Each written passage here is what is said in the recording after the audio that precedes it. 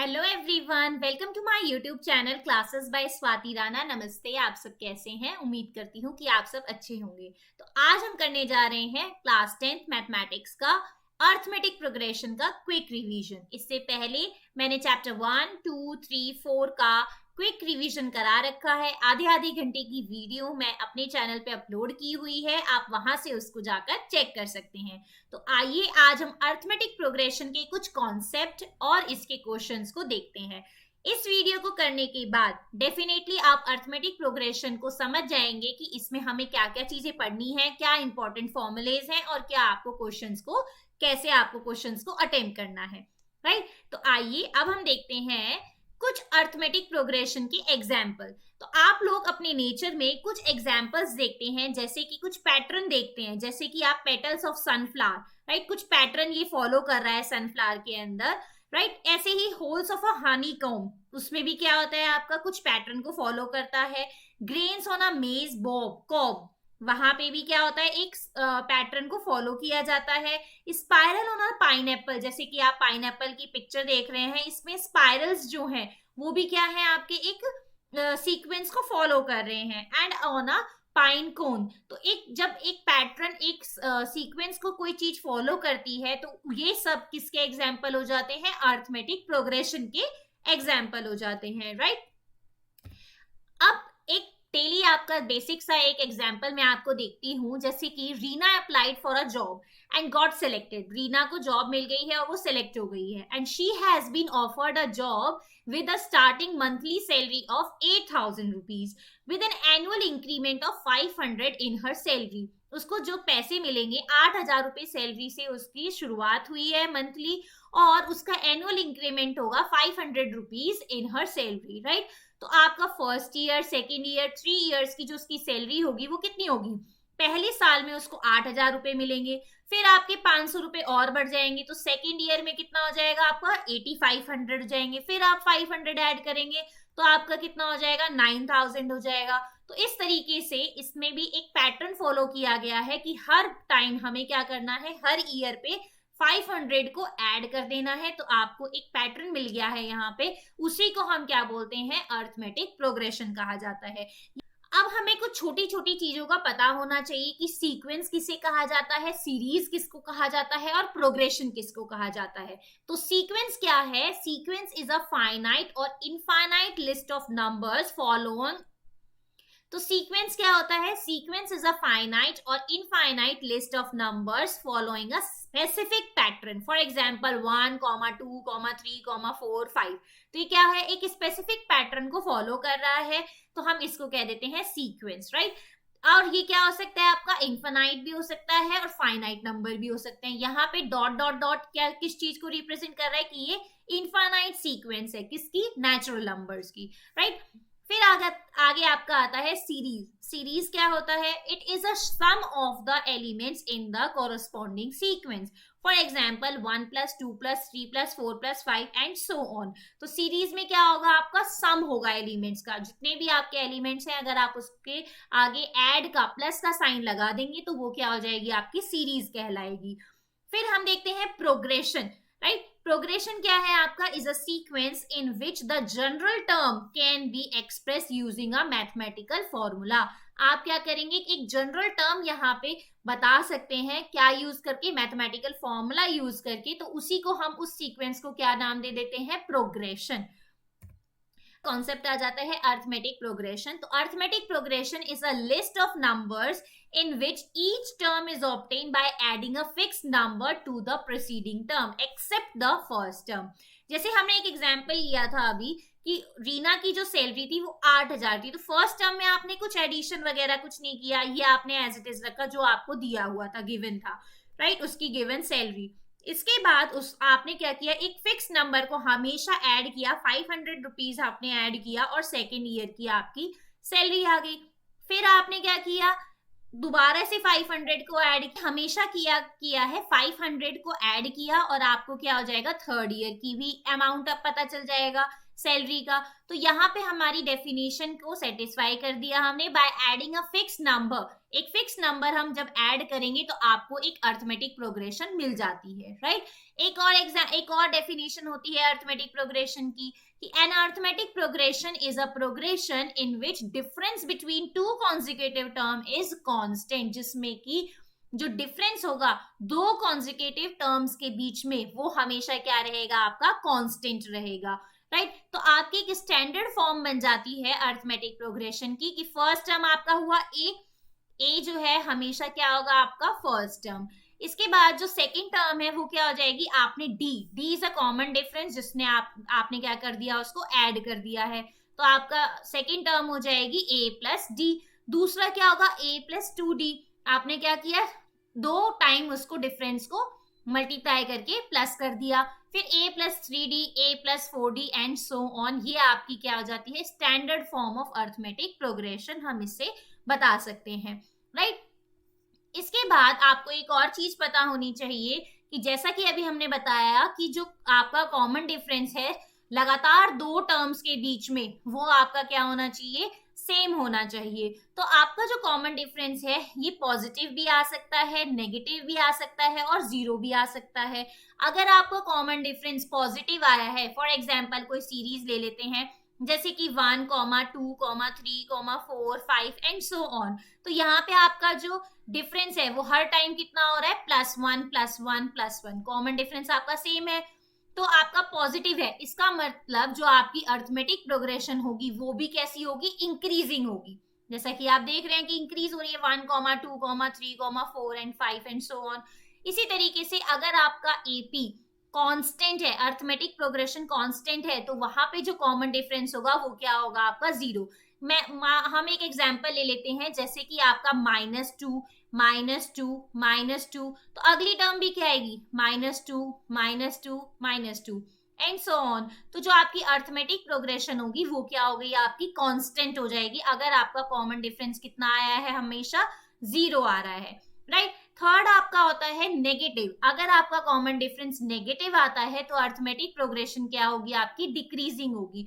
For example ले लेते हैं जैसे कि -2 -3 -4 -5।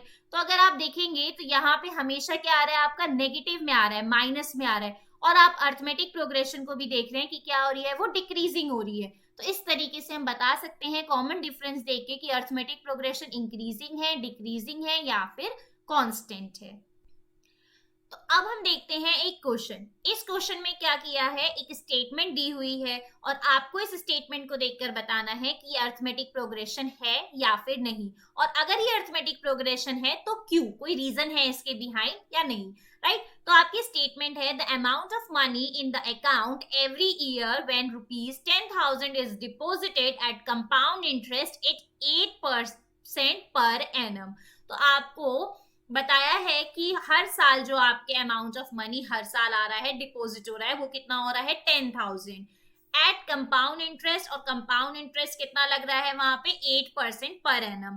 तो कंपाउंड इंटरेस्ट के टाइम पे जो फॉर्मूला हो जाता है अमाउंट का, वो क्या हो जाता है, A = P 1 + R/100 और ब्रैकेट में n, राइट।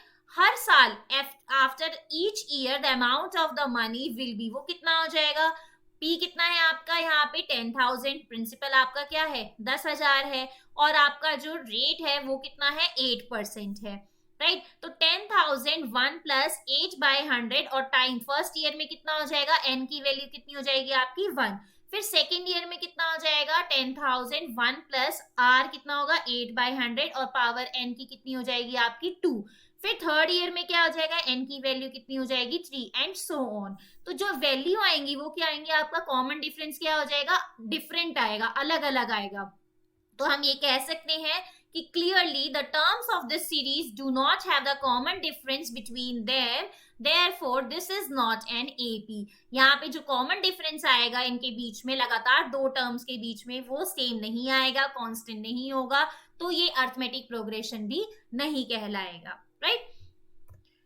अब आपको एक general term of an AP पता होना चाहिए कि वो एक स्टैंडर्ड फॉर्मूला होता है और उसका फॉर्मूला क्या होता है कि an = a plus n minus 1d, जहां पे a जो है वो फर्स्ट टर्म होता है, d जो है वो कॉमन डिफरेंस और n जो है वो टर्म का नंबर। तो इस तरीके से आप इस फॉर्मूले से जनरल टर्म, किसी भी अर्थमेटिक प्रोग्रेशन की कोई भी जनरल टर्म आप फाइंड कर सकते हैं बाय यूजिंग दिस फॉर्मूला। जैसे तो नेक्स्ट हम एक क्वेश्चन ले लेते हैं जिसमें कि आपका अर्थमेटिक प्रोग्रेशन का स्टैंडर्ड जनरल टर्म का फॉर्मूला अप्लाई किया जाएगा। तो यहाँ पे हमने देखा कि फाइंड द कॉमन डिफरेंस, आपको कॉमन डिफरेंस फाइंड करना है और 3 मोर टर्म्स, और अगली 3 टर्म्स को और फाइंड करना है। तो यहाँ पे हमें दिया है √2, √8, √18, √32 एंड सो ऑन।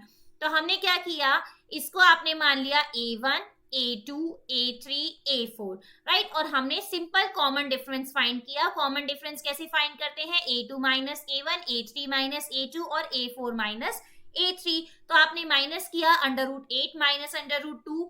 अगर आप √8 को थोड़ा सा सॉल्व करेंगे तो ये क्या हो जाएगा, 2 4 जा 8, 2 2 जा 4, 2 1, और 2 का स्क्वायर हो जाता है तो 2 आपका बाहर आ जाएगा और अंडर रूट में 2 सिर्फ बच जाएगा, राइट। जब स्क्वायर 2 आपके पेयर बन जाते हैं तो वो 2 आपका बाहर आ जाएगा और अंडर रूट 2 भी आप अंडर रूट 8 को लिख सकते हैं, राइट। माइनस का अंडर रूट 2, तो 2 1 √2 माइनस करेंगे तो कितना आ जाएगा, अंडर रूट 2। इसके बाद अंडर रूट 18 को भी आप कैसे लिख सकते हैं, 3 6 जा 18, 3 2 जा 6, 2 1 जा, तो किसका पेयर बन गया, 3 का। तो 3 आपका बाहर आ जाएगा अंडर रूट से, और किस में क्या रह जाएगा, अंडर रूट में 2। तो 3 अंडर रूट 2 भी लिखा जा सकता है, माइनस 2 अंडर रूट 2। आप फिर से इसको माइनस करेंगे तो अंडर रूट 2। इसका मतलब आपका जो कॉमन डिफरेंस है उसकी वैल्यू कितनी आ जाती है, अंडर रूट 2, राइट। अब यहाँ पे हमें कॉमन डिफरेंस फाइंड कर चुके हैं हम लोग। अब हमें क्या करना है, 3 मोर टर्म्स को फाइंड करना है। आपको मैंने स्टैंडर्ड फॉर्म बताई थी, वो क्या होती थी, a plus D, a plus 2d, a plus 3d, right, a plus 4d। तो इस तरीके से आप अगली टर्म्स को फाइंड कर सकते हैं। यहाँ पे d की वैल्यू अंडर रूट 2 है, इसका मतलब ये अर्थमेटिक प्रोग्रेशन है, ये तो डेफिनेट हो चुका है, ये तो आपको पता चल चुका है। अब आपको थर्ड टर्म, 3 टर्म्स और निकालनी है। a4 आपको पता है, आपको फाइंड करना है a5। आप सिंपल फॉर्मूला भी यूज कर सकते हैं, जनरल टर्म का फॉर्मूला। वो क्या होता है, an equals to a plus n minus 1d, और यहाँ पे a कितना है, under root 2, right. First term आपकी अंडर रूट 2 है, प्लस n कितना है, कौन सी टर्म फाइंड करनी है हमको, 5th टर्म फाइंड करनी है, तो 5 माइनस 1 और अंडर रूट 2 आपका कॉमन डिफरेंस। ये हो जाएगा अंडर रूट 2 प्लस 5 माइनस 1 कितना हो जाएगा, 4 अंडर रूट 2, 1 अंडर रूट 2 और 4 अंडर रूट 2 अगर आप ऐड करेंगे तो कितना आ जाएगा आपका, 5 अंडर रूट 2। तो 5 अंडर रूट 2 आपकी वैल्यू हो जाएगी। इसके बाद नेक्स्ट टर्म निकालने के लिए आपको किसने से ऐड कर देंगे, अंडर रूट 2 से ऐड कर देंगे, क्योंकि हर टर्म का जो डिफरेंस है वो कितना है, अंडर रूट 2। तो इस तरीके से आप अंडर रूट 2 को प्लस करेंगे तो अगली टर्म आ जाएगी आपकी 6 अंडर रूट 2। आप 6 अंडर रूट 2 में दोबारा से अंडर रूट 2 ऐड करेंगे तो आपका आ जाएगा 7 अंडर रूट 2।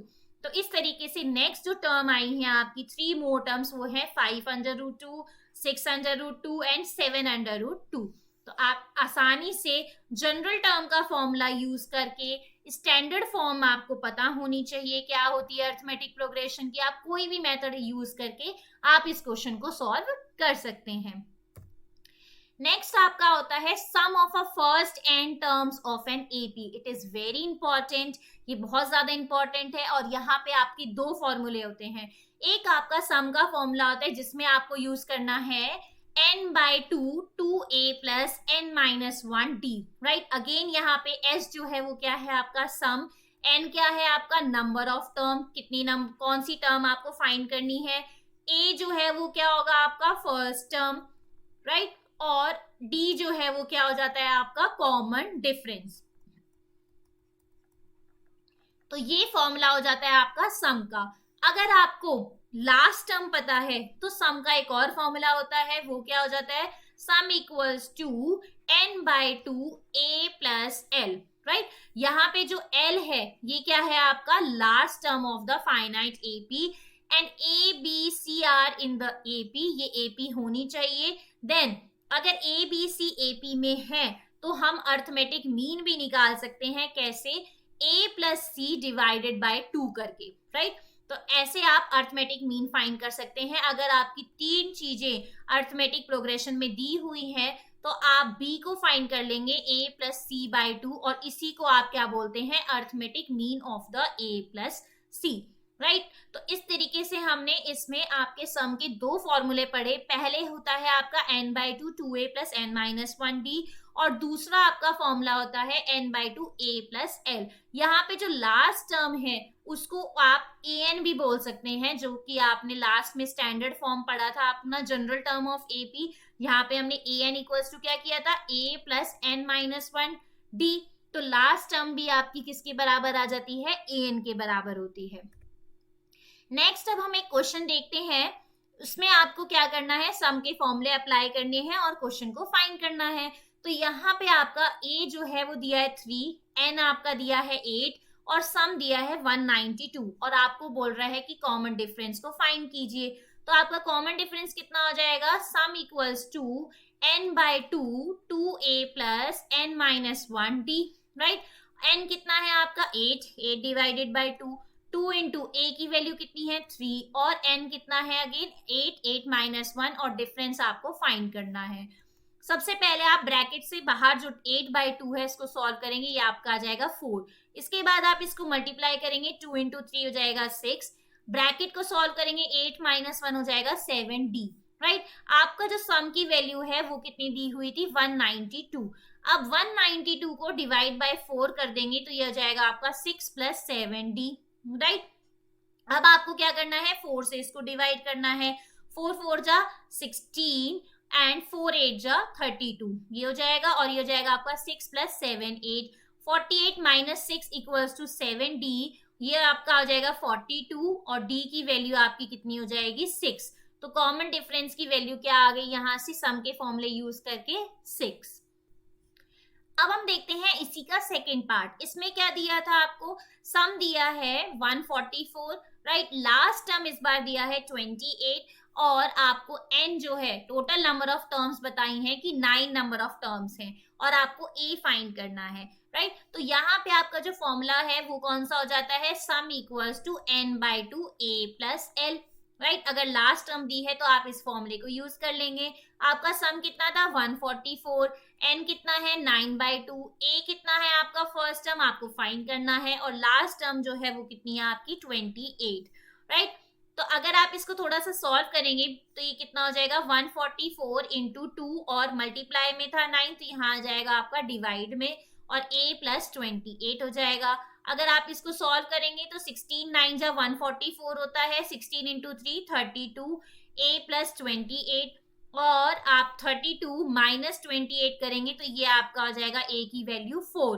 तो इस तरीके से आप a की वैल्यू भी फाइंड कर सकते हैं by using the sum formula. Okay students, अब हम देखते हैं नेक्स्ट क्वेश्चन, और इस क्वेश्चन में क्या करना है, आपका सम का फॉर्मूला और जो nth टर्म का फॉर्मूला था, जनरल टर्म का फॉर्मूला एपी का, दोनों का फॉर्मूला आपको यूज करना है।